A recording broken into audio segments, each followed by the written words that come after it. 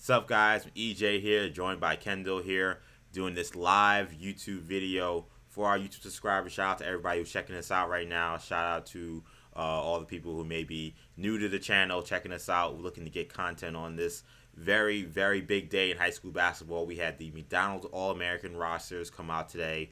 We'll be talking about that very shortly. We also have some very interesting news in the NBA regarding the NBA Rising Stars Challenge. And I think, Kendall, it's going to have a bit of an impact on high school basketball and college basketball. So in this kind of pseudo version of the Uncommitted, I know we haven't done an Uncommitted episode in the pot in a while. This is kind of an Uncommitted episode we're doing right now live. I think there's going to be big ramifications for that. So we're going to talk about that a little bit later on this live. So this should be a fun conversation. Shout out to everybody checking this out. Kendall, happy to be with you as always. Yes, this is always an exciting day for high school basketball. We haven't had a McDonald's game in 2 years, I believe. So, Yeah. we'll hopefully they'll be able to actually play it this year. But yeah, even though we haven't had a game, guys have still been announced as McDonald's Americans every year for the last 20, 30 years, and that continues.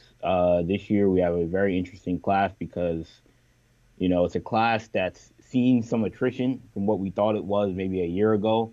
Right. This time, where Jalen Duren was a part of the class, and Imani Bates was a part of the class, and Shaden Sharp was a part of the class. So we've seen some spots open up, because of that. Sure. And some guys that maybe wouldn't have made this game, or maybe weren't projected to make this game, a year ago, now have the opportunity to play it, and some guys that maybe weren't seen as feature guys that are now at the top billing of this game. So it's very, very fascinating how that worked out, and just a lot of great players. And we're coming off the heels of the I'm forgetting the name now. Hoopball Classic. Yes, the Hoopball Classic in Springfield. I was gonna say Geico Nationals, but I'm like that's yeah. Just coming off the heels of the Hoopball Classic on Martin Luther King weekend. So a lot of these guys have continued to make a name for themselves and establish themselves as not only exciting college basketball prospects, but also potentially future NBA prospects as well. Absolutely. And of course, congratulations to all the guys who made the cut. I mean, the McDonald's American game has definitely been kind of a stepping stone to perhaps great college careers. We've seen NBA players, of course, go in that game and dominate as well. So this is a big deal. If you've played high school basketball at any level, one of your first goals as a high school player or a young player is to try to make that McDonald's American game. So I know a lot of kids really, made their dreams come true with this selection. So again, I want to make sure I give my big salute and congrats to all these young men who were able to do that. Shout out to the young women as well who also made the McDonald's American game. They're, of course, pursuing their dreams as well, making this game. So let's get to these rosters. Let's talk about some of these players, Kendall. So I'm going to pull up the rosters right now. So if you guys can see from my screen here that I'm sharing here. So there you go. You got your list of 24 guys. Interesting list. We'll talk about some of the guys that, perhaps we thought would make it or we're surprised that they didn't make the cut. But let's start with the guys we have here. So you got Nick Smith. He's going to Arkansas. Derek Lively, it was a very intense recruitment for him between Duke and UK. Duke kind of seemed to kind of steal him at the end there. He, of course, is going to make this game as well, the big man. Mari Bailey, kind of a pseudo-celebrity at this point from Sierra Canyon, going to UCLA. Keontae George, by some accounts, the number one player in this class from going to Baylor. He's in this game as well. Derek Whitehead, Anthony Black. The only undecided player in this class, which I think is a little interesting. Usually we may have one or two guys or three guys. Here he's the only guy that's undecided at this point in time. Of course, we could still have decommitments as well. Adam Bona from going to UCLA, Grady Dick going to Kansas, Jaden Bradley going to Alabama, Chris Livingston, another a big recruitment there for Coach Cal, getting him and kind of boosting that class. They thought maybe Lively would follow, but that didn't happen.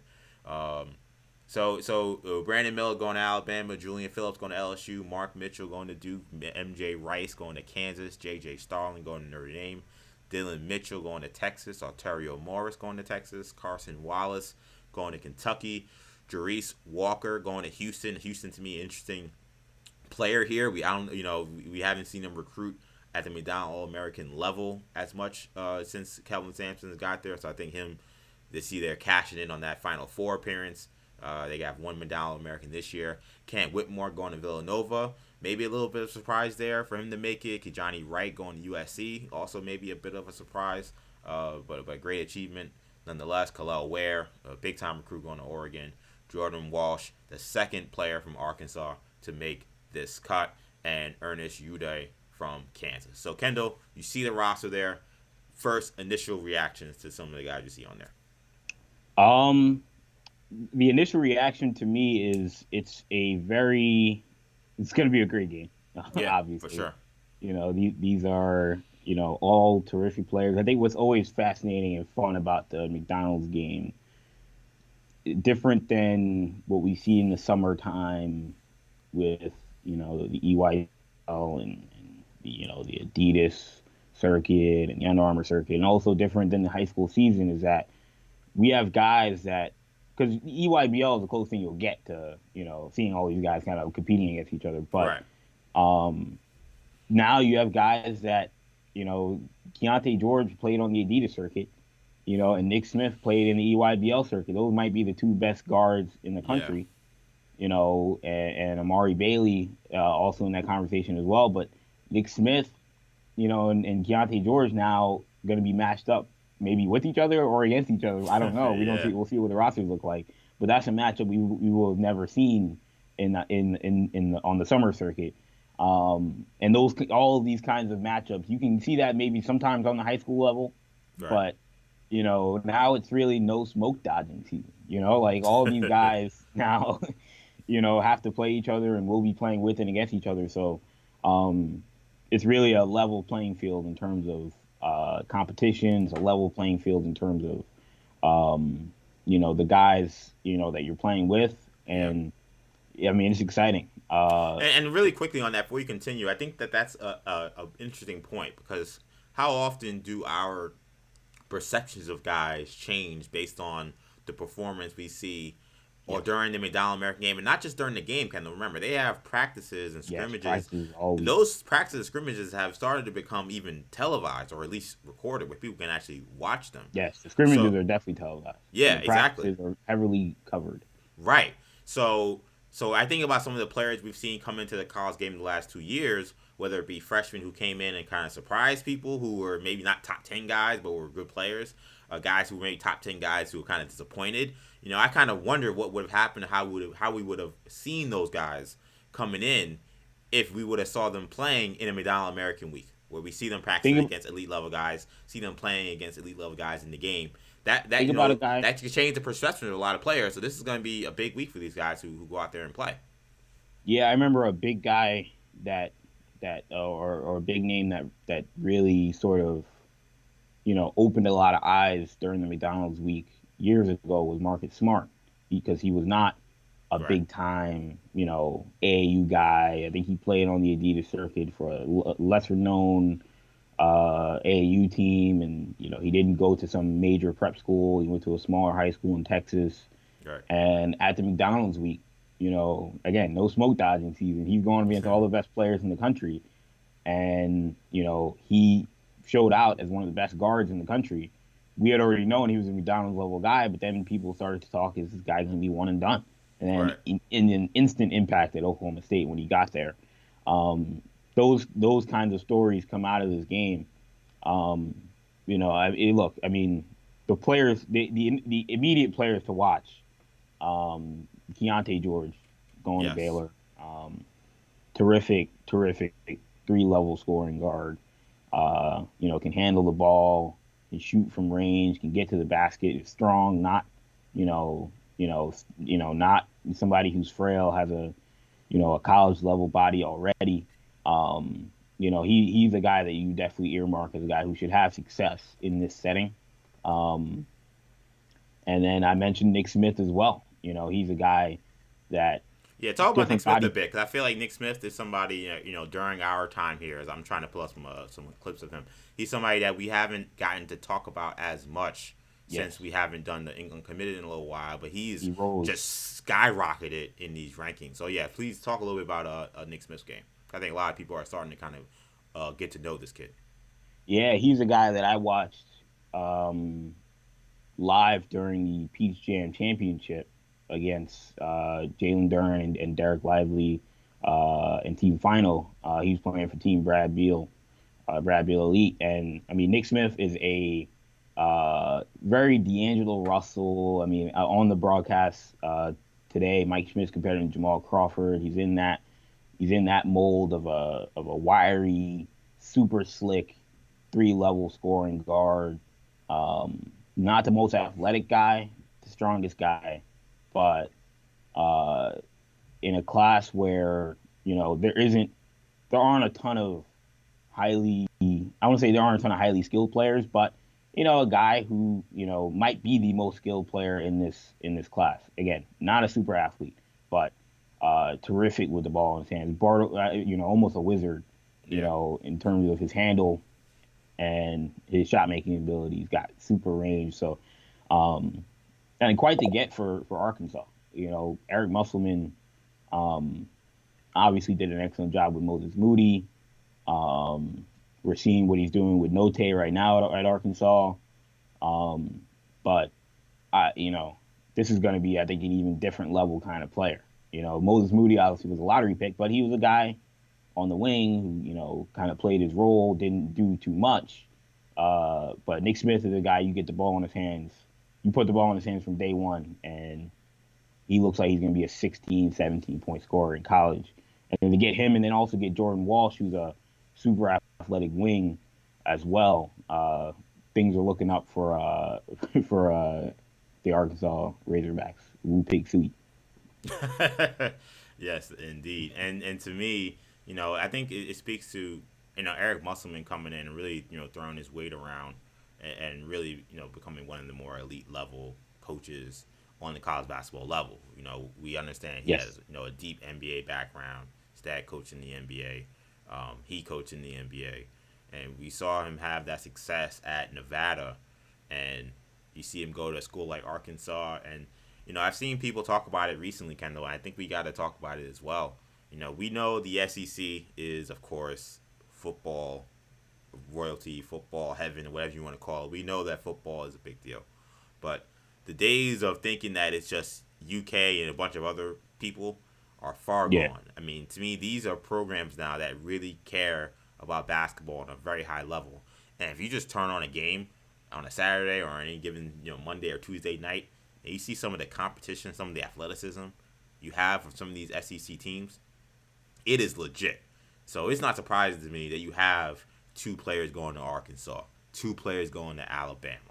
You got to, Florida is always going to kind of be in that mix. No Florida kids this year, unfortunately. But that's not something you would normally Phillips see going every to year. LSU. Phillips going to LSU, like Obviously, 2 guys going to UK. right, and of course you got the UK guys. Like this is, that's what like 6, 7 guys we just named. That's a third of this roster are SEC kids, and again, there are some kids that didn't make this cut that easily could have that are also going to the SEC. So it's definitely kind of a changing of the guard in terms of what we think of when we think of the power structure of college basketball. We know in college football, it's all about the SEC. College basketball, it's a little more balanced, so I think we kind of first look to the ACC and then maybe even the Big 12 or the Big 10 before you think about the SEC. Those days are over. The SEC has studs, and we see a kid like Nick Smith, rise through the rankings. To some people, they have him listed at number 1 at this point. It shows that the strength of the SEC that they were able to get to kids like this. Do you have a guy in this class or a couple of guys in this group that are playing this game that you are very excited to see? Have kind of earmarked as a guy that you want to see at the next level, or you want to see in this game? Who are some of your players to watch that you're looking at? Yeah, I mean, to me, I'll you focused a bit on the guards. I'll focus a bit on some of the bigger players. So I'll start with Derek Lively. Derek Lively's a guy we talked about a lot. I think we've seen some of his rankings slip, I feel like, over the past couple months or so. Guy who maybe was considered a consensus. It was weird because it slipped, but it also rose just through the fact that guys left. Yeah, it was very weird, right? Because he was kind of up there with like the top guys, and then the Yeah. top guys and then he kind of slipped because other guys rose up, and then the top guys left. So then he kind of got back to the spot that he was at. So yeah, it's kind of weird where his ranking is going. So in my head, I feel like he slipped though. Yeah, if you look at the rankings, maybe he's kind of where he always has been.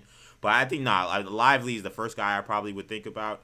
Just thinking about just how big his recruitment was, and I think in some ways just the tempered expectations you kind of have for big men in college basketball coming in as a freshman. I think we've seen it with Jalen Duren, his teammate, on the AAU high school circuit, Yes. where Duren went to Memphis. Memphis of course has Imani Bates as well.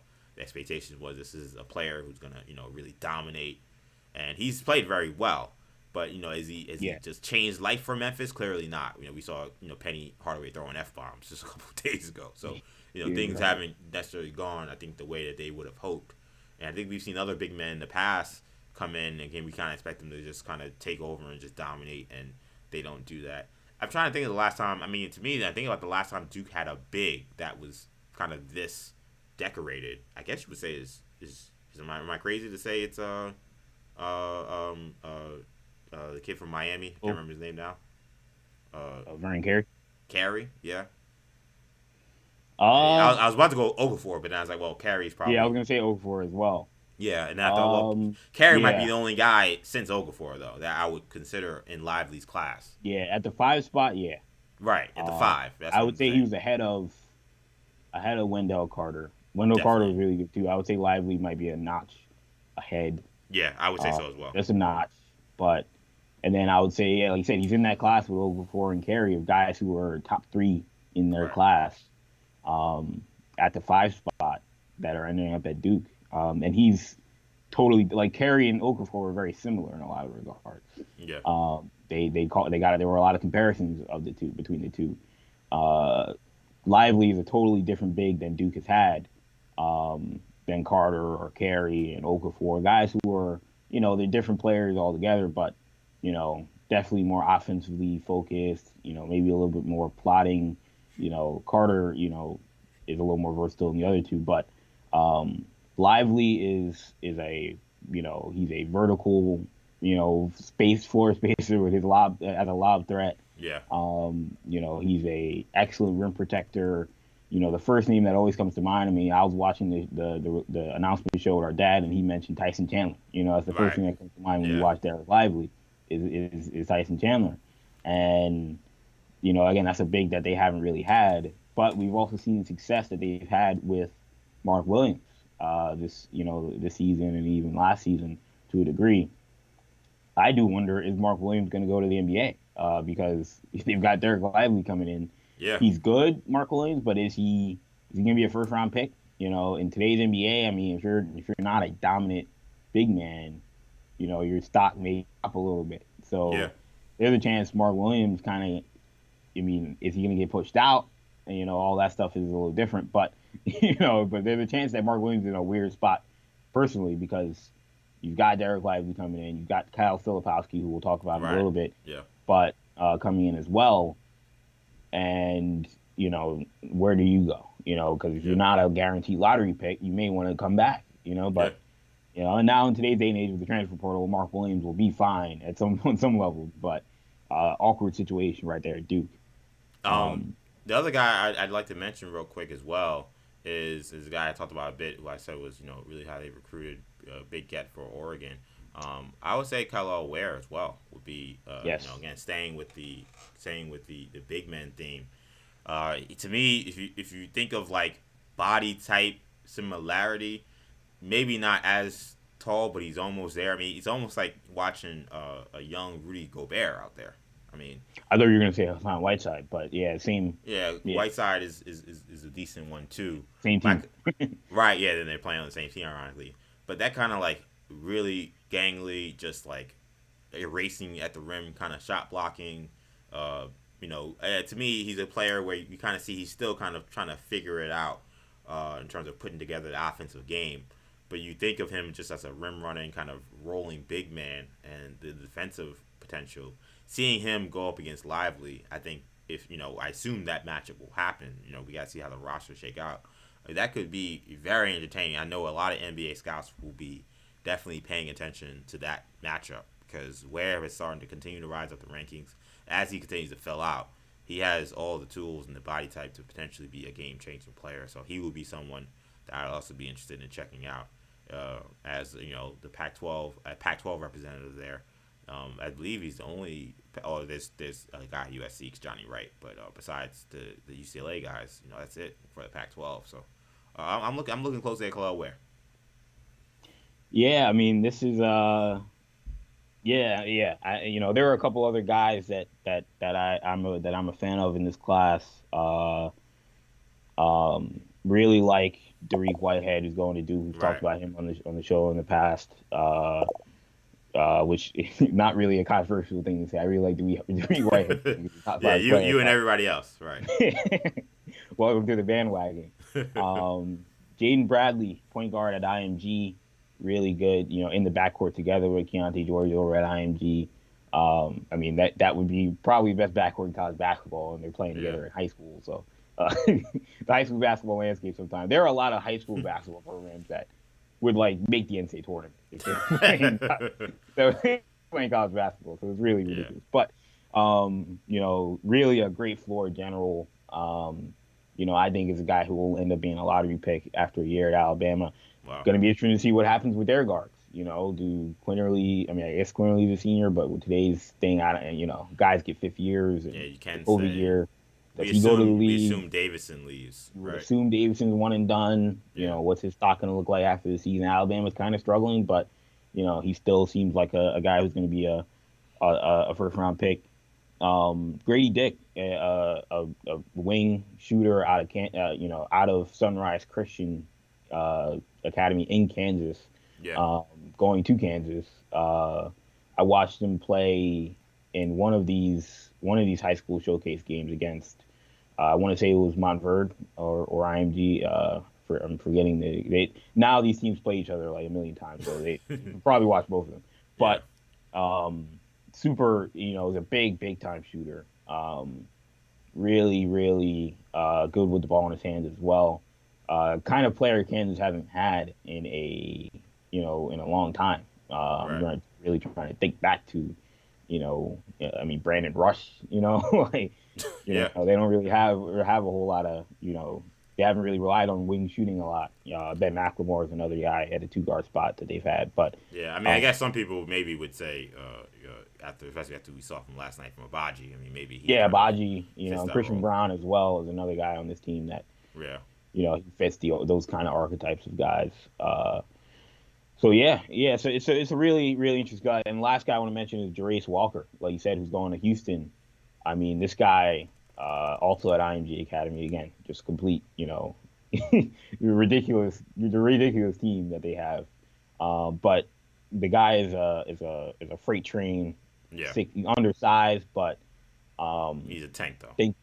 He's a tank. Think like young Julius Randle. Right. Coming out of high school where, when Julius Randle, was dunking on guys and, wasn't shooting 40-footers,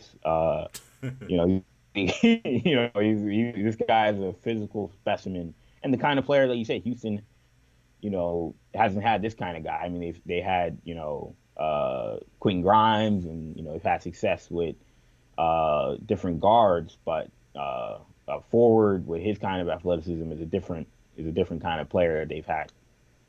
Yeah, exactly. And I think that to me, like that, he's gonna really fit the Houston kind of mindset, the Houston kind of grind that they kind of have. To me, Houston is almost like the Memphis Grizzlies of college basketball. Yes. Like not necessarily always gonna have obviously right now they have Ja Morant, but not necessarily always gonna have the biggest, most highly touted guys. They'll have very good players. But not the one and done type guys particularly. But they're gonna I guarantee you they're gonna have 12 tough guys. I can't guarantee what the skill level is gonna be of those guys on the roster from year to year. But they will have 12 tough guys. They will have 12 guys who will rebound. They have 12 guys who will defend. Yeah. So to me, we've talked about this a bunch. I always talk about Jay Wright's conversation about finding the right type of recruit. and that not always being just whoever the top guy is in the McDonald's American game, and how that fits your program, and how he felt the Villanova program changed for the better when he started picking the right kind of guys, not just saying I'm just going to take the top recruit from my area who's McDonald's American. And I think with Houston and Kelvin Sampson, I think that's kind of like that's kind of the track where he is now, because Wright had that early success, then kids want to come, and then he's just taking any kid under the sun, and you got these kids who don't fit the culture, they don't fit the vibe of what Villanova is about. So even though they might be top 20, top 15, top 10 guys, it didn't work, and they were losing for all those years. It wasn't until we saw Jay Wright's recruiting kind of shift to more focused on the players that fit his style of play and fit the kind of guys he wants in the locker room, that you saw the success. So a kid like Walker, who is tough, who is physical, that seems like a good mesh where you got a top end guy, but also a guy who's not afraid to work hard, a guy who's going to be able to play a physical brand of basketball. Kelvin Sampson seems like he's going to love a kid like that. So that's where that kind of that mesh is very important. It's not easy. It's easy to say, oh, let me just get the top guy from my area and it will be straight. Sometimes it doesn't work that way. Yeah, I mean, we mentioned Kyle Filipowski. Who are some guys that did not make this game that maybe surprised you for one reason or another? Yeah, so on Filipowski, real quick, it's important to note that, from our understanding, and Jonathan Gavoni was on this story all day, so shout outs to him from ESPN, formerly of Draft Express. He was saying essentially because Filipowski, who's going to Duke, by the way, a top 5 player by most accounts, because he repeated the 10th grade, I believe. The McDonald's American game is very weird about players who have repeated grades or are playing in a prep school in their 5th year of high school or prep school in some way. They don't acknowledge those guys. So every now and then you'll have great players who don't make the McDonald's American game. I remember I think John Wall didn't make it, and people were just like, "What the hell?" But I think he may have been a repeated grade somewhere that maybe didn't allow him to make it. And it's weird. I think in some ways they kind of try to respect the kid's privacy, so they don't come out with a statement saying this is why this kid didn't make it. It's kind of innuendo. You kind of got to figure it out, like what the hell happened. But with Filipowski's case, that seems to be the case because he repeated a grade, he didn't make it. Clearly, if he is eligible, he should be one of the guys there. I mean, he's probably one of the more exciting, intriguing big men prospects in this class because of his versatility on offense. He can do pretty much anything. So, not having him in this game is going to be tough. One kid that didn't make it that I think for me, I was a little disappointed in. I was a little disappointed that Renal didn't make it. Malik Renal, Malik Renal. He was a guy that if you look at our last episode of the Uncommitted, I think I was. It wasn't the last episode; it was the episode before that. I mean, I was raving it just when I got to watch this guy's tape of just his overall game. I would have liked to have seen him make it, so that was a little unfortunate. He'd probably be the guy that I would pinpoint and say that he could have got a spot. I think that would have been good.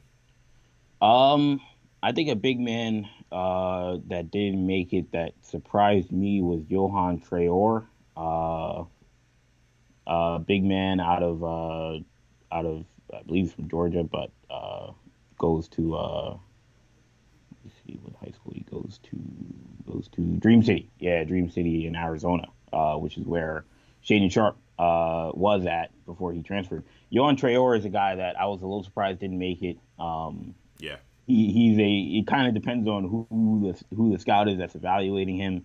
I've seen some people that had him as high as a top 5, top 10 player in the country versus some places that have him maybe ranked in the 30s or 40s. So he's a sort of weird prospect to evaluate. Like ESPN has him at 37, 247 has him at 15, and Rivals has him at number 4. So you have a guy now. He goes to a prep school, so I don't know if he's another guy that maybe is a 5th-year guy or not. But if you have a major recruiting service that has a guy ranked as the number 4 player in the country, you would think. Now I am partial that I'm a Memphis fan, and he is a primary target for Memphis. So I don't know what that looks like right now, with the way their season is going. But again, a guy that's ranked number 4 in the country, you would think would have gotten the nod, if all Yeah. things being equal. But again, we don't know everybody's situation. So, uh, but again, like ESPN wouldn't have been surprised because they have him at 37, and there's, you know, what is there, 22 spots or something like that. So it's not Yeah. crazy, but um, some other places like 247. Yeah, I have the And 247 ranking up here, so you see on your screen what for is their people watching. composite? I know composite is all of them combined. Uh, I don't know. Does 247 have that, or is that somewhere I have to find somewhere else to Yeah, find that? 247 has the composite. Yeah, composite he's 15, which is all the three major services combined, Right. and then Yeah. Their their ranking is rankings 19. 19. Right. Yeah, Yeah. So that's a that's a tough break. For Johan. Yeah. Again, you don't know if there's eligibility issues there with that. I really hope at some point they do away with the whole 5 year thing. year thing. I mean, come on, like get with the times. Like we understand what high school basketball is now. You got kids that do multiple years for various reasons, and if you're trying to get the best high school players that are then going to be going to college next year, you just have to do away with that rule. Like I don't know what else to say. Like it's just you're going to end up missing out on as you see here. Filipowski, nationally ranked number 3. In the composite, he's number 2 in their rankings. Like, did not have arguably the second or third best player in all of high school basketball playing in the most prestigious All American game is like I don't know what purpose that serves. I don't know Yeah, who are you flexing against that could make something like that kind of happen. So I wasn't those guys should have made it. But again, I still don't know why my guy Ronaldo didn't make it because he should have been eligible and he just didn't make the cut. So I don't know what that was about. But you're talking about a very versatile 4-man, yeah. very athletic, very skilled. I think that was a tough Plays break. at a junior high school. Yeah, Premier High School. What about what is going on? And I know he's dropped a little bit, but what's going on with Sky Clark? He's not on this list. He's coming back. He just played. Yeah, he came back from the ACL that he Yeah, had. he had injured. Okay. So in the summer, but he's playing now. That would have been, sort of we kind of know what this guy's about. Deal if they would have put him on the list. Right. He hasn't done anything this year to suggest. Yeah, he hasn't maybe done anything he should be to on. maybe stamp his case. And Yeah. you may have argued he was on the fringe anyway. Right. And then the injury definitely took him out of the discussion. You would think. So yeah, I mean, and then you have a kid like Colin Chandler who's going to BYU, who ESPN has, 26. I think he might have been one of the highest guys who didn't make it. But I also believe Dior so. Johnson going to Oregon. Dior Johnson was someone I thought about too. Yeah, Dior Johnson, big time, probably almost certainly the biggest name, who did not make this game. Yeah, because I think you're thinking about point guard play. And you're thinking about the top guys again. Another guy. Exciting play as well. Yeah. He and say one about Dior Johnson and that sort of the Mikey Williams, that kind of crop of guys, but he thinks he's the best point guard, no doubt about it. Whether or not scouts thinking and what have you, he looks at Nick Smith and thinks he's better. He looks at Keontae George and thinks he's better. So that would have been. And I mean, he's had a bunch of people, kids, and people around him that have been saying he's been the best guard for a lot of years too. So so he has a lot of. That goes a long way to helping your confidence, obviously.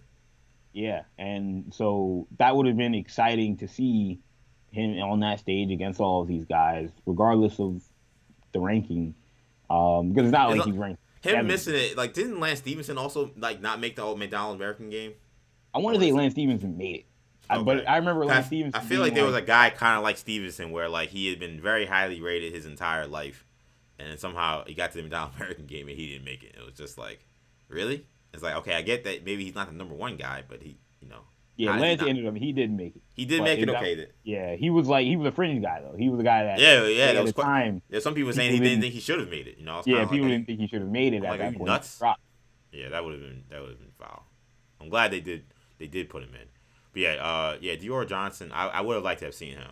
I think that was But I don't it, know what the eligibility thing. I mean, he's gone to like multiple different high yeah. schools, We don't know what the deal with some of these kids. so I don't know if that played a factor into it as well. Yeah, so that all makes sense with that. But I'm excited. And remember, Kendall, we don't talk about this enough. From my understanding, there's a 3-point shootout in the slam dunk contest normally during this Yes.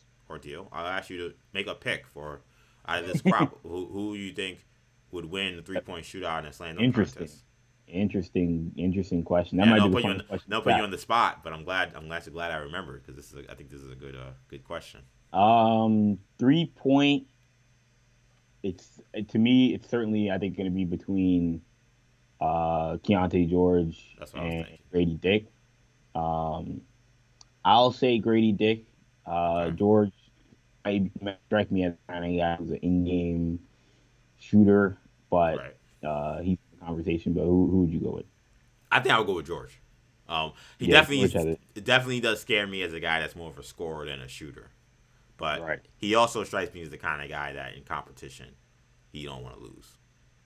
You know what Yeah. I'm saying? And if you So give that guy an easy shot, it's one of those things where it's like right, I'm this used to seeing him guy. making shots with 10 guys flying all over him. Yeah, So if exactly. he's sitting there with nobody guarding him, I know obviously it is weird that all these cameras, everybody's watching you shoot in an empty setting. Yeah, But yeah, these are like easy shots for him compared to the shots I'm used to seeing him hit. Dick yeah, is probably maybe the more natural shooter per se, quote unquote. But yeah. yeah, I would go with George. I think. Interesting. With the dunk contest, uh, I that's tough. Amari Bailey has a conversation. Yeah, definitely. I Amari didn't think Bailey, about him. we've seen him have some moments. Chris Livingston will certainly have a conversation. That's my pick. I was That's gonna your go with pick. Livingston. Yeah. Yeah, I'll go with Jerice Walker. Okay. That's That's another good one. my that's my pick. I think he had a dunk this weekend at Hoop Hall against Montverde where he dunked on somebody, whoever it was. He dunked on him ridiculous at the end of the game. So I'm gonna go with Jerice Walker. But yeah, Chris Livingston will have a conversation about that. Any final thoughts before we shift to the NBA Rising Stars game element to this live podcast we're doing again? Shout out to everybody checking out I'll this take live podcast. MVP. My guess is it's going to be Dariq Whitehead. Tariq Whitehead. He Okay. strikes me as the kind of guy that is going to get a lot of fast break dunks and a lot of steals. Is going to play super hard. Yeah, I can definitely see that. Yeah, I can One of those. definitely see It really that typically ends up being how you win MVP. Either Yeah, that or you yeah. have to like make a ton of tough shots and jump shots and whatnot. Yeah, I think one of the things about MVP I always feel like is for like almost any All Star game, but definitely when it comes to like All Star games regarding high school kids particularly, like it's gotta be a guy that's trying to win MVP. Like Yeah. you know what I'm saying? Like that's a prerequisite because there's some guys who come in, they kind of play the too cool for school kind of game, and they're not really trying to break too much of a sweat or get hurt or anything.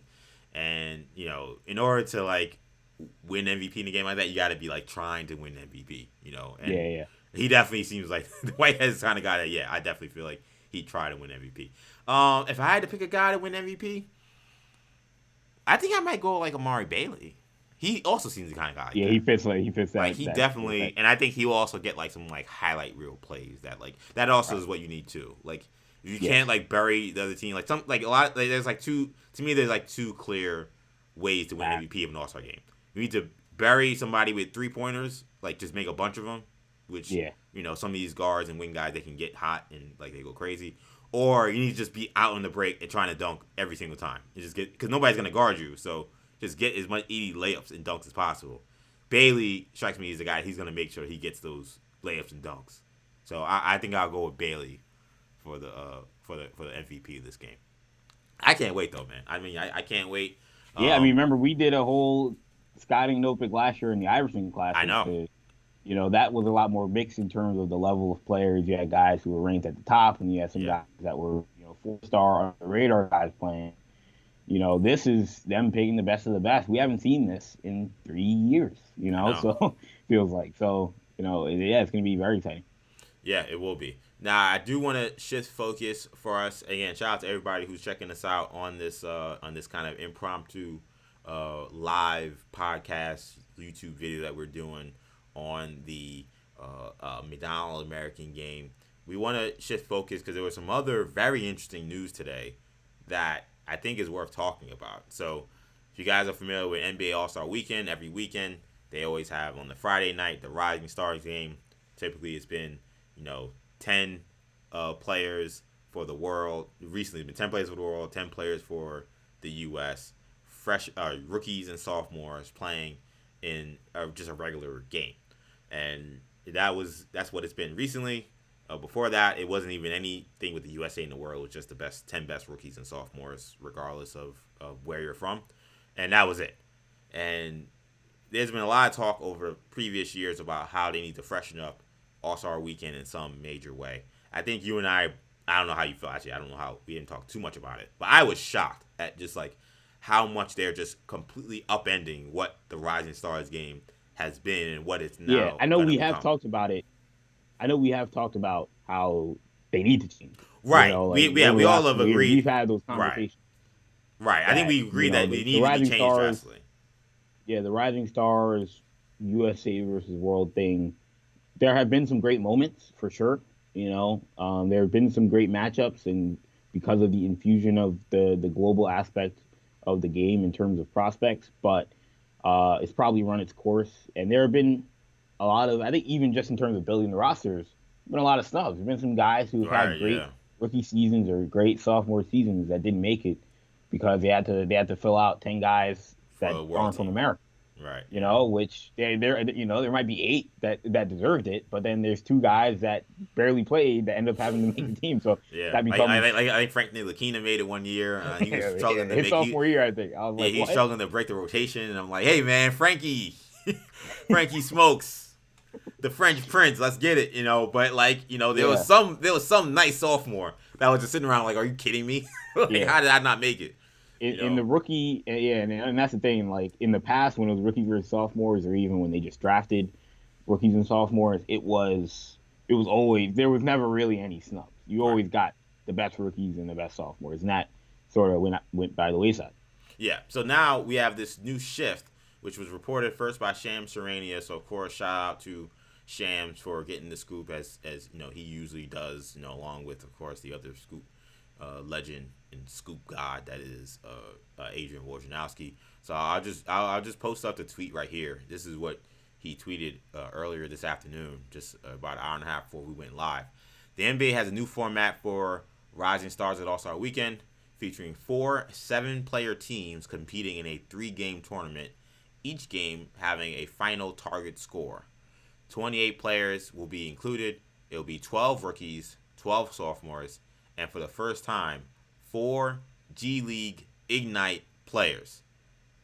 I mean, there's so much just in that tweet, but I almost feel like I gotta go with the last part of that, which to me is the stunning part. 4 G League Ignite players will be playing on All-Star Weekend, Kendall. Now, for those who may not know much about G League Ignite, and because we have various different people listening to watching this live or watching this YouTube channel, the Ignite players are essentially a group of mixed match, former NBA vets and G League guys that are then also teamed up with a certain number. Usually, the number is about 4 elite high school prospects who were signed to the NBA G League Ignite team and play their first year out of high school in Ignite before going on to play in the NBA. If you guys watch Jalen Green for the Houston Rockets, he is a former G League Ignite player. He's a pioneer in that regard, who made this jump. Jonathan Kuminga, rookie for the Golden State Warriors, he was a G League Ignite player who then went on to enter the NBA draft. These are players that have foregone college basketball to do this. So this is, Kendall, to me, quite stunning because, and what I tweeted was, to me, I mean, this is a major, a major kind of knock on the brow of NCAA basketball, because we know they've been trying to recruit elite players that maybe typically would go to big schools in college basketball that are then choosing to forego college. Now you talk about a recruiting tool. Not only are you offering these kids up to $500,000 to come play for your G League Ignite team, which was a big deal until the NIL kind of came in, and now that's kind of muddied the waters because you got kids that are able to make a lot of money off these NIL deals. Now they're saying, okay, maybe you can still get paid in college, but can you play an NBA All-Star Weekend in college? No, they're never gonna allow you to do that. Well, if you come to G League Ignite, we'll let you play at NBA All-Star Weekend, which, I guess you could argue maybe only the Final Four would be like a bigger platform, but that's a bigger platform than any college basketball game. I'm sorry. Like, I'm playing against other NBA young star players on NBA All-Star Weekend. That's as big as platform as you can get. That's a major thing, and that's why when I started this live talking about how this could definitely impact high school basketball, that's why. Because there are high school kids that are reading this being like, wait a minute, I could play in the Rising Stars Challenge? There are guys who didn't make the McDonald's American game that maybe can go to Ignite that will play in this and may have a better chance playing in this than the freaking McDonald's All American game. This is a big deal. Yeah, the ratings for this are going to be so much better than the McDonald's ratings, just automatically. Yeah. It's All-Star Weekend. It's NBA All-Star Weekend. We know what it. We know what time it is. Watch that. It leads Sports Center. That's always the biggest deal that weekend. First of all, so I'm assuming, and this is this is just the way Shams wrote it. He didn't necessarily clarify, but I'm assuming that they're not going to pick Amir Johnson, who's on the. No. You're assuming it's going to be the guy. Amir Johnson. Jared Jack from last year wasn't going to play in this team. No. So just getting that out there. But, I don't know if you want to pull up the Ignite roster. I've got it up now. I'm looking at it. And now I have to look at it. Who are the guys this year that are going to make it? 4 is a weird number because there is going to be a cutoff. There are going to be guys who don't make it, which is kind of strange. You think for a fact Marjon Beauchamp is a lock. He's had a terrific year. He's a guy that was a draft prospect a couple years ago, decided not to go to college, was supposed to go to Washington, decided not to go to college, went through multiple different paths. I believe he went to Australia for a second. Yeah. He found his way back to America, playing for G League Ignite, and has had a terrific season. Has been their best player, surprisingly enough, although he was probably the least heralded guy they brought in. But Marjon Beauchamp is almost a lock to play in this thing. And then Jaden Hardy, you would think, would also be a lock based off of the draft projection, what they brought him in to do. I would be very surprised if he doesn't make it as well. That's 2 spots already. Are they going to give it to Scooter Henderson? You got to. You got to. Scooter Henderson, Yeah, I'm pulling out the roster now. Shout out to Real GM. They have the roster here. You got to put Scoot Henderson on there. He's the guy that I think people are most intrigued by. That's on the roster. Yes. Oh, well, yes. Draft people 100%. Yeah, draft people. I'm saying, yeah. Yeah, but he's not draft eligible. Who cares? I didn't see any rules about what your eligibility. All it said was 4 G League Ignite guys. This is very simple. Yes. What's the problem? Well, like I said, there's only 4 spots. So you look at a guy like Michael Foster, right? And you look at a guy like Dyson Daniels from Australia. Those guys are draft eligible. Those guys could be first-round picks as well. One of those guys isn't going to make it because Scoot Henderson has a spot. No, he's earned it. Hey, tough breaks. Tough breaks. Playing this thing next year. No, I'm not doing that. I'm putting Scoot Henderson on there, the young boy, who's just been just a revelation at the G League Ignite on the G League Ignite team. He's got to make it. To me, he's got to make it. I agree with Beauchamp. I agree with Hardy. But he has to be on there. He's one of the best young guys. They got the stats on Real GM right there, down on the bottom. Hardy, Beauchamp, Foster, and Henderson are clearly the four. But Daniels is a draft eligible guy. And he's averaging 6 rebounds and 4 assists. So, I mean, I mean, he's got a conversation I himself. mean, no, and Dyson Daniels has played well, but sorry, bud. We want to see Scoot. I want to see Scoot Henderson going up against, you know, LaMelo Ball. yeah, LaMelo Ball. Like this is like if I got a chance to see that, Dyson Daniels he's gonna have to just he'll get drafted. He's gonna be in the NBA draft. Yeah. No harm, no foul. But I wouldn't put him on the team. Yeah. I'd put Foster on there, and I'd put Henderson. I don't know how I don't know how you don't put him on. The only thing would be fan, it's all because we want to make sure we now, get a guy again, who actually has a chance to play. But remember, it's not.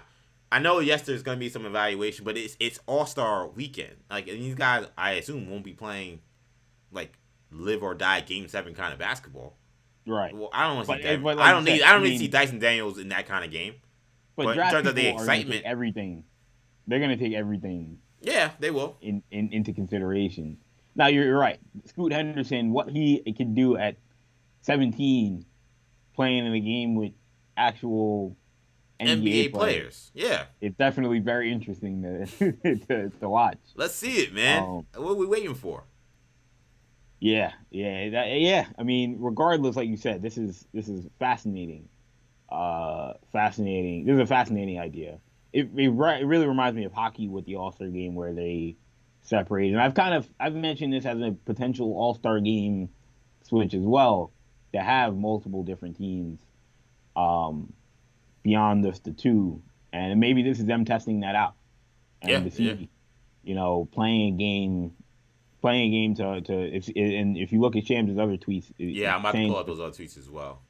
They're playing to a target score of 50. And then the final game is a target score to 25. I don't know how I feel about I don't know why you would play the second game shorter. I mean, I get it in terms of like stamina and whatnot, but I think the goal would be to have the I'm gonna pull up that tweet real quick. I think that the goal would be to have those guys play harder for a shorter amount of time. And right. I think if you make the game shorter, guys have to play, harder for longer. So that I think would be the impetus to why you would do that. You know what I'm saying? Like, it's like at the park. You play a game to 21. Guys are playing, but you're saving your stamina. It's not a time game. You don't know how long the game's gonna be. So you got guys may give a bucket here and there. Tell me game is 7. All right, I gotta play a little bit harder defense. I can't just give you that layup. May take a hard foul, and I don't know, guys are gonna be hammering people, but I actually think it's almost to replicate that fourth quarter NBA All-Star game. Quarter. Yeah, that's what they were trying to do to me. Is they're trying to replicate what they've successfully done in the NBA All-Star game. And I will say real quickly, I think that this is a precursor to what will continue to be big change to the NBA All-Star game too. I don't think whatever they're so you doing, think this could actually happen? 100%. I think anything that's done in the Rising Stars game is all a trial balloon for potential NBA All-Star game changes. I think the USA versus the World was. I think they saw that people just really didn't like that much. Like it just wasn't all that intriguing. Like there wasn't that much. There wasn't that nationalism or patriotism that they were looking for. Yeah. Nobody. No one really cared. Nobody really cared that much. At the end of the day, fans were still rooting for their players. They weren't rooting for And there were too many guys who should not be on the Rising Star team that were making.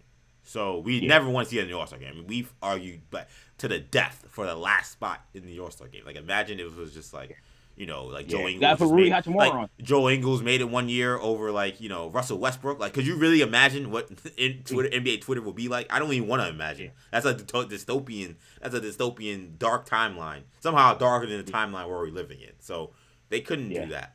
So I think anything that they do in this is all up for discussion for eventually the NBA All-Star game. Yeah, I mean, the NHL, they do divisions. I think that would be very fascinating if you did division All-Star teams. The NBA, you had it 7. 7 this may be a weird and maybe irrelevant question, but we're basketball nerds, so I'm always in the minutia of the details and this kind of thing. And maybe Shams has said it because I can't pretend I have read every single tweet he's had since this got released. But who's gonna coach 4 teams? Like, how's that gonna work? Yeah, he hasn't said that. Like, because normally it's just been the assistant staffs of the coaching staff that's coaching the All-Star game. I mean, I guess in theory you could have. I mean, if you have that, like you could have. You split the staffs up in half. That's what I was gonna say. Or I mean, if they want to get really fun, and this is what I would do, because these games are ridiculous. Like they're not real basketball games. Oh my god! The Rising Stars. Yeah, you think the All Star game is a joke? Yeah, the Rising Stars game. And like especially now, like now that there's 77 players, like I would have players coach. Like if they want, like that I would have that actually might be all-stars. Fun, like an actual team captain kind of deal.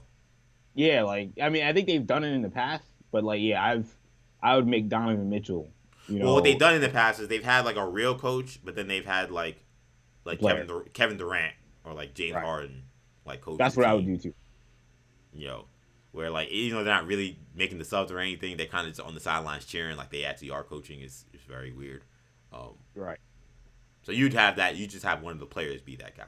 Yeah, because these games aren't. It's not that hard to make subs when you've got 7 guys. No, and rotations and stuff like Honestly, that. I think everybody's gonna play. I mean, in theory, you could probably just like even make it just like very like simplistic. Just be like, all right, like these 2 guys have to come in at this time, and then like everybody has to make a sub. There is no I'm like not. I have a rotation. Like everybody has the same rotation of guys. We do this at basketball camps. For 10-year-olds. Like you could easily do it at an NBA All-Star game. Yeah, have the refs make the subs for you. Yeah, they have to say, all right, dead ball. You 2 guys have to come in. You guys got to go out. And just have it go that way. I think I feel a little better about it if it was like maybe like 3-on-3. I feel like a 5-on-5 game, you need to have a little bit more structure. Yeah, a little bit. That would make me think that you probably do need a real coaching staff. Again, I'm just wondering who. Again, I guess an argument can be made that you could just split up the assistant coaching staff. Yeah, I mean, there's 3 coaches on every coaching staff that are capable of doing it. Right? Yeah. 3 assistants. So it's like if you just take 2 from each, and just say you're also going to be coaching the Rising Stars. Take one of your director of scouting guys to be your assistant coach or whatever. And your video coordinator. Yeah, video coordinator. He gets a free trip to All-Star Weekend. Which I mean, could have fun in Cleveland, but nonetheless, it's still. Yeah, I was gonna say, we say free trip. I mean, these guys get free trips to Cleveland 2 times a year. I'm showing them guys. I think they'd rather take that time to not have to go to Cleveland. yeah, touche to that one. All of them. Yeah, and they gotta get there early too. So last thing. So you think that this will have a serious impact on guys in the future? 100%. Yeah, maybe not this upcoming recruiting cycle, but the next one with DJ Wagner and maybe not. I mean, maybe Bronny, maybe not. Regardless, you think that this will have an impact on that class, and who knows, maybe even it is this upcoming recruiting class.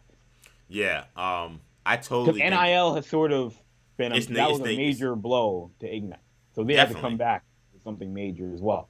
Yeah, because to me, you have kids that are signing $1 million deals, so $500,000 to be kind of in this unknown existence, except for NBA nerds who are following you.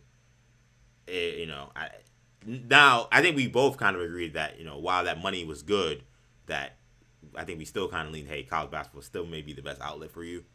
Though, hey, man, get paid. Like, I'm not going to at all ever, go against a kid who wants to get paid for his talent. But, that was the issue with the platform. Well, again, if you tell me, the platform is, all right, if you play good for Ignite, which you only got to be better than the guys on your roster. Again, not better than a bunch of other guys. Your team's got to get all the way to the Final Four, again, and make big noise for you to get that kind of platform. All you got to do is just be better than the other 3 young guys on your roster. And you're playing in NBA All-Star Weekend. I can't imagine there won't be a lot of high school players who be like, yo, man, like, that's the wave, it's basically a lot now. Yeah, it's like easy money. Like especially if you're that good, where you're good enough to not go to college and go to Ignite. Like these guys, I can easily get to that point. And I know, it's a one game. Like how big a deal is that? But imagine if one of these kids go to Ignite and they win MVP of the Rising Stars Challenge. How do you think that's going to go for the NBA draft stock? Yeah, You do an and NBA and Rising Stars Challenge and you played against NBA guys. I don't care how cartoonish the game was. You won MVP. Everybody knows yeah, who you are now. yep. It's a big Now deal. It's definitely a game changer to me, potentially. Potentially. you mentioned Scoot Henderson, and I was making the case that Dyson Daniels should be on the team instead of Scoot. And you can probably find the tweet, but Jake Fisher said all indications no Scoot Henderson. That's He ridiculous. said that it's Ridiculous. going to be Hardy, Foster, Daniels, Beauchamp. Yeah, that's. Look, shout out to Daniels.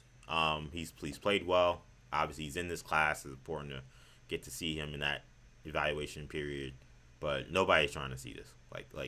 That's a mistake by the NBA. That's a mistake by the NBA. They should have put It's hard Scoot because Henderson on there. if you're That's a bad recruiting, job. and then Daniels doesn't make it, then it's like I can sign with you, and I can get passed over by some kid. I may not even make it this joint. But you have to If you make can't it. beat a 17-year-old kid, you don't deserve to be there. Like I don't. Like that's what I'm saying. Like what are we Daniels talking was playing about? good. No, but he clearly got outplayed. Like I agree, he's playing good, but it's clear who's the player that we're more intrigued by in terms of his NBA future and how they played this year. It's Henderson. So I do think that number is interesting. I don't know what to say. I don't know what to tell you. Like if you're that worried about getting outbeat by a 17-year-old kid, sorry, I don't know. Again, I don't know what to tell you. I can't imagine a guy again good enough to play in the Ignite that's worried about that. I'm assuming each team is going to have one Ignite guy. I'm assuming it's going to be I would think, yeah. 3 sophomores and an Ignite guy on each team. Yeah. Which is going to be interesting. And I mean, we talked about these things all the time. Are there going to be, I wouldn't say recruiting, but is there going to be, friendships that are formed, and do you see some potential on-court chemistry between certain guys? Yeah. Typically, the guys that are really good on these Rising Stars teams are not on the teams. So. Right, so they just see that drafting very high. Yeah, if Cade Cunningham and Jaden Hardy wind up on the same team, and they hit it off well, Yeah, exactly. The Detroit's at him. That's interesting. Detroit Weaver had to pay attention to. Right. And by the way, when you talk about, we want to talk about, Kendall talking about, is it fair to, Daniels if he didn't make it? Let me be clear. This is entirely unfair. Because, I mean, you got guys like, Miles McBride, scoring 38, 39 points with triple doubles in the G League that aren't getting to play in this. Yes. Like you got a lot of very good young players that are playing way better than anybody in Ignite that aren't in it purely because they didn't sign up for the NBA's. Daniel shouldn't be in this regardless. This is only for the gimmick anyway. So yeah, I mean, the fact that you got guys that won't make it because they didn't sign up for the NBA's game that they're having within a game with the NCAA. So that's like very unfair. Again, we live in a society where life isn't very fair, so I'm not going to pretend like I'm all that broken up about it.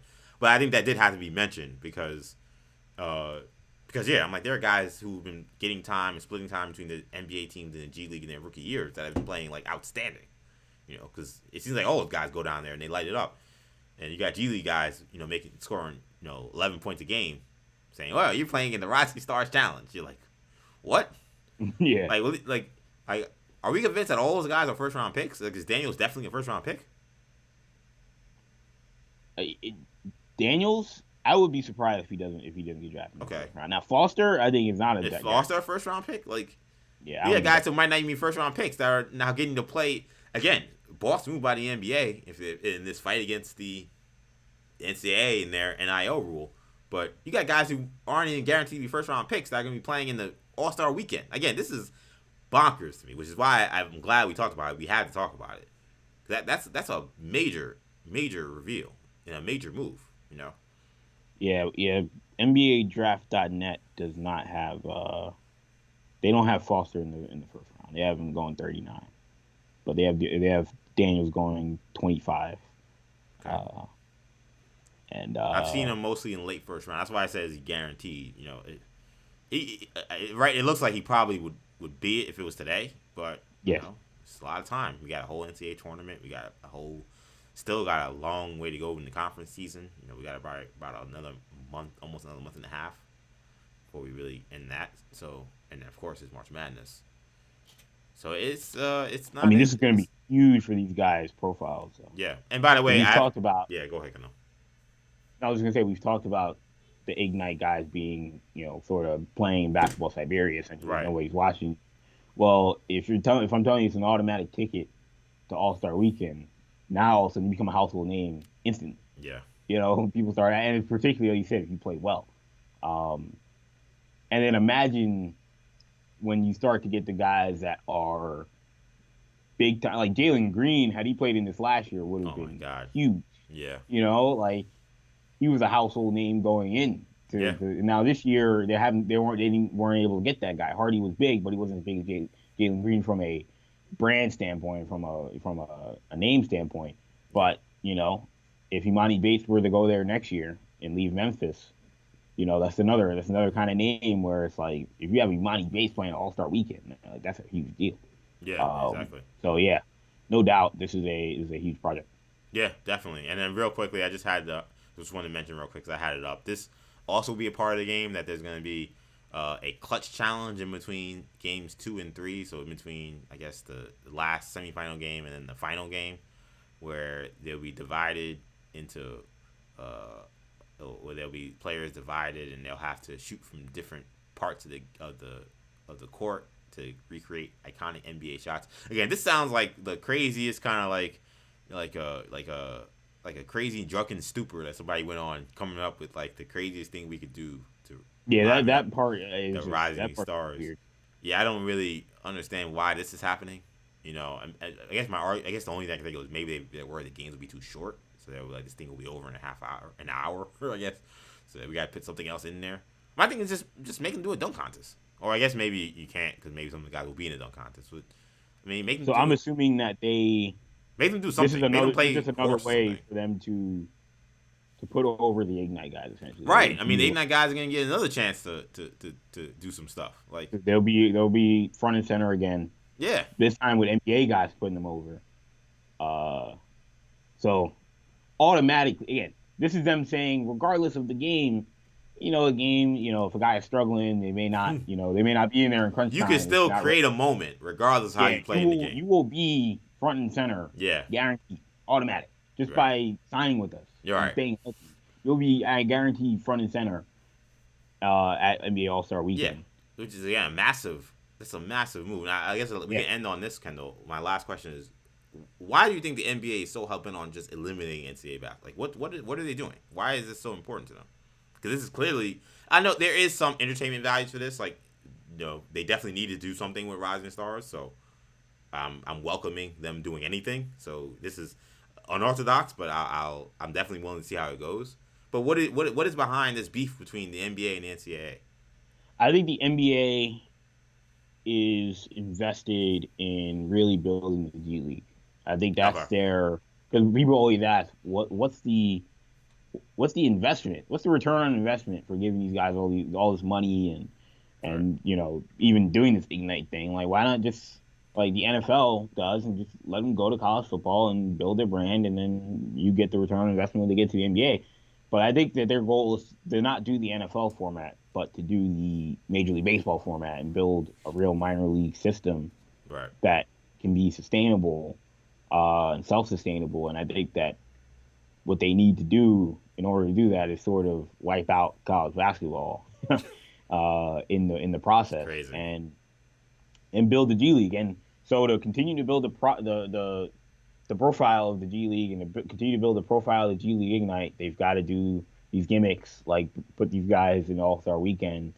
To me, I think it would have been better to do two guys. Like, in theory, if I you kind of kept agree. the game the same, and you did like one Ignite guy on each team and just the two best guys. Because now, like you said, you're forcing guys like Foster and Daniels who aren't lottery picks, guys who aren't, we don't know, they may not be in an NBA rotation next year, and yet they're playing in this game. In the NBA All-Star Rising Stars game against guys who are really playing in the NBA, guys getting real time. Yeah, and we talked about it earlier, and we're talking about the McDonald's All-American game. This is no smoke dodging season for these guys, especially if there's only 7 guys out there struggling. We're gonna notice. You're right. Yeah, exactly. Yeah, you're not gonna have a guy. He played only 5 minutes because those 5 minutes weren't that good. Like, there's no. You're right. This is no smoke dodging season. So I mean, I think Jaden Hardy's gonna look good. I think Beauchamp should probably look good. He's an older guy anyway, but Yeah. like, you know, but in years past, like think about last year, Jalen Green and Kuminga would have been fine in something like this. They're great athletes. They were NBA ready, this and that. But how would Dacian Nix have looked? Yeah. Or whoever else was on the team. Like I don't even remember. It was like ages ago. Kai Soto, or these guys that Right. were projects.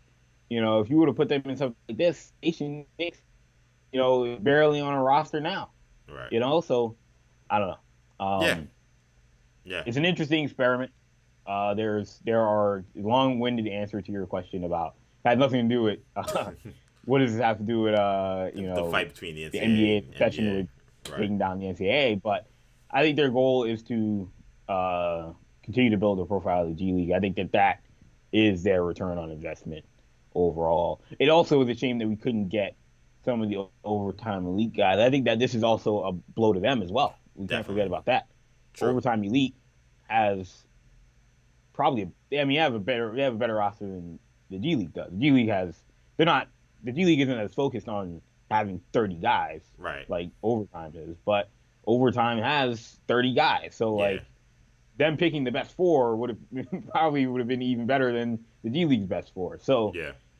there are some guys on the overtime squad that would have been better for this than the G League. But now, if you're a recruit and you're like, I'm definitely not playing college basketball, like Mikey Williams seems unlikely to play college basketball. Yeah. You're picking between the G League or those guys overtime. Well, overtime's not putting me on All-Star weekend, so I guess I got to go to the G League. Well said, man. Well said. I couldn't really agree more. Very well said. So, I think that's going to do it, man, for this this live New Generation Media video we did here. Again, I kind of call it an unofficial episode of the Uncommitted podcast, which we will be starting back up very shortly. But again, I want to give a shout out to all the young men and women or young boys and girls, I guess technically, who were announced as McDonald's Americans. Again, that is a dream come true for anybody that's played youth basketball. So shout out to all those kids. I really look forward to seeing those kids show out. Very intrigued to see how NBA All-Star Weekend is going to go, this new NBA Rising Stars Challenge. And I want to thank, of course, the viewers who hopped on and checked this out. I know it was kind of a little short notice.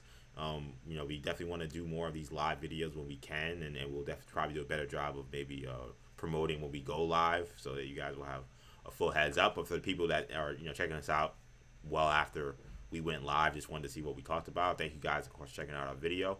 Everybody who's watched, make sure you subscribe to the channel, Generation Media, for more sports content. Of course, we do plenty of Star Wars content and superhero content as well. So make sure you guys follow us, or rather subscribe to the channel on there. Make sure you listen to the podcast. You can find us on Spotify, Apple Podcasts, SoundCloud, Stitcher, and TuneIn. New Generation Podcast Network will be where you find all that content. So again, thank you guys for checking this out. From my man Kendall, I'm EJ. Take it easy, guys. Peace.